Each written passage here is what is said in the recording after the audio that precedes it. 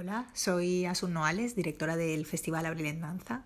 Este año cumplimos 10 años y para un festival de gestión privada es casi un milagro en este país haber alcanzado este 10º aniversario. Así que damos las gracias a todo el equipo que lo compone y a todos los colaboradores y gente que nos apoya para que este festival siga creciendo cada año poquito a poquito en las dos ciudades, Elche y Alicante. Este año nuestro lema es Pioneras.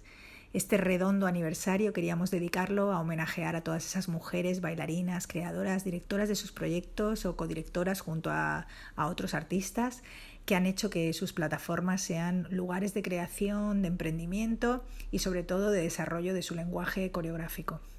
Este año el abanico es muy diverso, contamos con propuestas de diferentes formatos, estilos, tanto para espacios convencionales, site specifics, museos, calle, así que es un abanico muy ambicioso y sobre todo muy diverso para que todo el mundo pueda hacerse una idea de la apertura de lenguajes que tiene la danza contemporánea hoy en día. Así que os esperamos a todos entre el 9 y el 29 de abril en Elche y Alicante. Un abrazo.